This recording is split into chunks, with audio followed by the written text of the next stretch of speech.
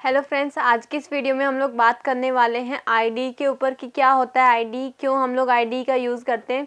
So IDE stands for integrated development environment, जो कि एक सॉफ्टवेयर टूल होता है जो कि प्रोग्रामर्स यूज़ करते हैं अपना जो सोर्स कोड है उसको लिखने के लिए, उसकी टेस्टिंग के लिए।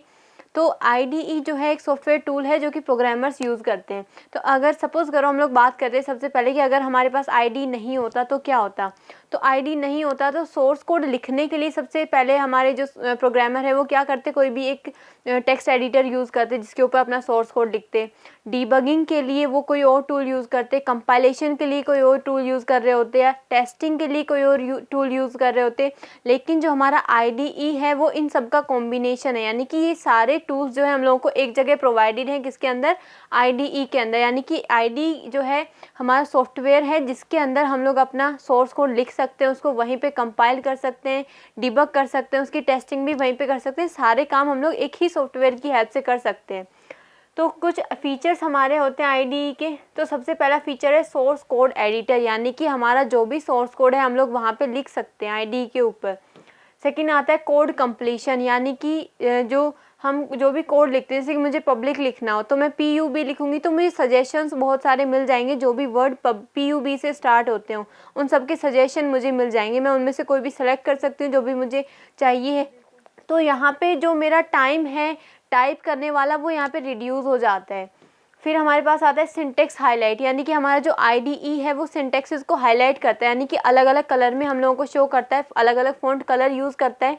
जैसे अगर कोई वेरिएबल है तो उसको अलग कलर में शो करेगा, कोई फंक्शन नेम है तो उसको अलग कलर में शो करेगा, कोई ऑपरेटर है उसको अलग कलर में शो करेगा। तो इस तरीके से हमारे जो एरर्स हैं वो बहुत ज़्यादा हद तक कम हो जाते हैं। जैसे मुझे पता चल जाएगा हम लोगों को कि हो सकता है यहाँ पे कोई स्पेलिंग मिस्टेक हो अगर वो उस कलर में नहीं शो कर रहा है तो इस तरीके से हमारे जो एरर्स हैं वो थोड़े कम हो जाते हैं यहाँ पे। फिर हमारे पास आता है कंपाइलेशन, यानी कि आईडी के ऊपर ही हमारा जो सोर्स कोड हम लोगों ने लिखा है उसको वहीं पे हम लोग रन टाइम पे ही हमारे जो आईडी है उसको वो कंपाइल कर देते। टेस्टिंग वहीं पे आईडी के अंदर ही हम लोग अपना जो टेस्टिंग कर सकते हैं अपनी कोड की। दूसरा टूल हम लोगों को यूज़ में लेने की ज़रूरत नहीं है। डीबगिंग हम लोग बहुत ईजीली से कर सकते हैं। टाइप्स ऑफ आईडी हम लोग देखते हैं तो अलग अलग आईडी के अलग अलग टाइप्स होते हैं। जैसे कि कोई आईडी होता है जो मल्टीपल लैंग्वेजेस को सपोर्ट कर रहा हो, कोई आईडी ऐसा हो जो कि सिर्फ एक ही लैंग्वेज को सपोर्ट कर रहा हो। तो अलग अलग टाइप्स के आईडी हमारे पास में होते हैं। तो सबसे पहले हम लोग बात करते हैं मल्टी लैंग्वेज आईडीई की, जो कि मल्टीपल लैंग्वेजेस को सपोर्ट करता है।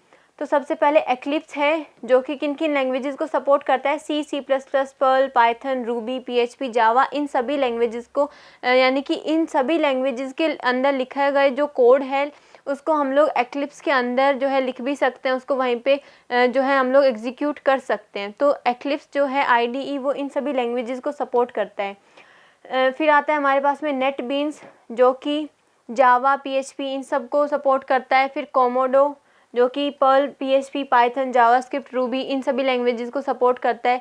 VS कोड जो है हमारा .NET, C#, C++ इन सभी लैंग्वेजेस को सपोर्ट करता है, HTML, CSS। फिर हमारे पास आता है स्पेसिफिक लैंग्वेज आईडीई, यानी कि वो आईडीई जो कि किसी भी एक स्पेसिफिक लैंग्वेज को सपोर्ट करते हों, यानी कि कोई भी एक स्पेसिफिक लैंग्वेज का जो कोड है वो वहाँ पर सिर्फ रन हो सकता है, बाकी लैंग्वेज को सपोर्ट नहीं करता है। जैसे कि इंटेलिजे आईडी जो कि जावा को सपोर्ट करता है। पाइचार्म जो कि हमारी जो पाइथन लैंग्वेज है सिर्फ उसी को सपोर्ट करता है। रूबी माइंस जो कि हमारी जो रेल्स लैंग्वेज है उसको सपोर्ट करता है। फिर हमारे पास आते हैं mobile development ID, mobile applications बनाने के लिए भी हम लोग अलग अलग आईडी का यूज़ करते हैं। जैसे कि हमारे पास एंड्रॉयड स्टूडियो है जो कि हम लोग इसमें यूज़ करते हैं एंड्रॉयड एप्लीकेशंस बनाने के लिए। फिर हमारे पास आता है एक्सकोड जो कि हम लोग यूज़ करते हैं हमारे iOS एप्लीकेशंस बनाने के लिए। तो अलग अलग फीचर्स आईडी के होते हैं, अलग अलग प्रोग्रामिंग लैंग्वेजेस को वो सपोर्ट करते हैं। तो ये कुछ आईडीज़ के अंदर डिफरेंसेस होते हैं जिनकी हेल्प से हम लोग अलग अलग टाइम पे अलग अलग आईडी का यूज़ करते हैं, और अलग अलग जो प्रोग्रामिंग लैंग्वेज का कोड है उसको अलग अलग आईडी के ऊपर हम लोग रन करते हैं। तो अलग अलग फीचर्स ये हम लोगों को प्रोवाइड करवाते हैं। So thanks for watching my video. अगर कोई भी डाउट हो आप लोगों को तो मुझे कमेंट सेक्शन में ज़रूर बताएं। Thanks for watching my video.